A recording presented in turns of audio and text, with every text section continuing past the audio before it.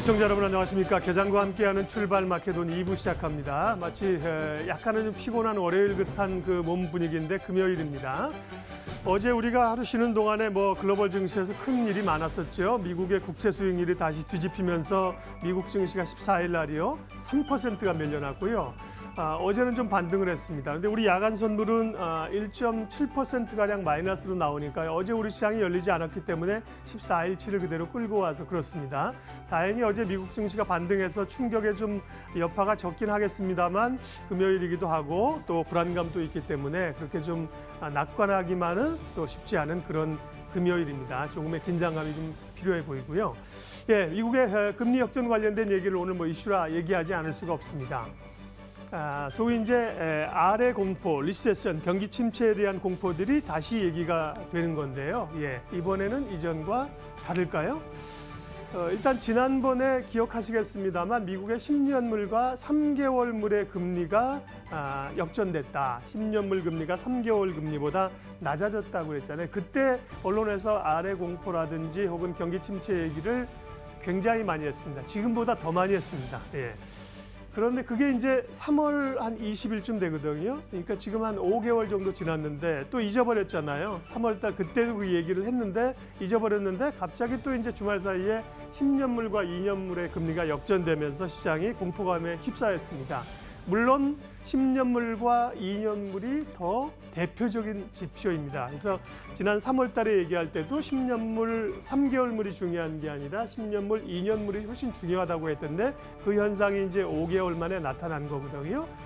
2007년 6월, 리먼 사태 나기 한 해 전이잖아요. 2007년 6월 이후에 12년 만에 나타난 일이고 분석이 좀 다르긴 한데요. 1978년 이후에 이렇게 10년물, 2년물이 역전되는 경우가 총 5번이 있었는데 예외 없이 그 이후에는 모두 경기 침체가 있었다. 이 분석은 평균 22개월 만에 그런 일이 있었다는 거고요. 또 다른 분석은 짧게는 6개월에서 한 18개월, 1년 반 사이에 경기 침체 현상이 나타났다는 얘기입니다. 다만 이번에도 똑같으라는 법이 있어 이번에는 좀 다르지 않겠냐는 주장들이 또 나오죠. 예를 들면 연준이 이전보다 강력하게 금리 정책을 쓸 것이다. 트럼프가 어쨌든 주식시장의 주가를 자기의 정치 생명처럼 여기고 있기 때문에 대선도 있고 그렇게 시장이 무너지지는 않을 것이다라는 얘기도 있고 제니 옐런 의장도 그런 얘기를 좀 했네요. 향후 금리에 대한 전망이 우리가 생각하는 것만큼보다 좀 이전 생각보다 지금은 좀 더 다양화되어 있고 많은 경로들이 있을 수 있기 때문에 이전의 신호보다는 덜 정확할 수 있다라고 얘기를 하고 있습니다. 다만 주식시장에서 가장 비싼 네 단어가 이거라고 제가 지난번에 말씀드렸죠. 이번에는 다르다. 영어로 This time is different. 이 네 단어야말로 주식시장에서 가장 비싼 단어다.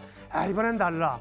그렇게 얘기했다가 큰 코 다치는 경우가 많다는 거죠. 결국은 긴 지평의 역사를 봐주게 되면 시차의 차이가 있지만 결국은 투자는 확률 게임이거든요. 그렇게 갈 가능성이 높다는 거죠. 그래서 이 리세션에 대한 얘기들이 지난번에도 말씀을 하면 들었습니다. 이런 게 나왔지만 곧바로 금리가 경기 침체로 가진 않기 때문에 일정한 시간의 딜레이는 있지만 결국은 큰 흐름 자체는 미국 경제도 120개월에 지금 10년 넘는 경기 상승의 끝단에 있다는 것만은 투자자들이 꼭 고민을 해야 될 것 같고요. 예, 곰곰이 생각해 보시고 이번에는 다르다는 얘기에는 너무 좀 현혹되지 말고 투자의 그 리스크를 좀 감안하면서 전략을 세울 필요가 있어 보입니다.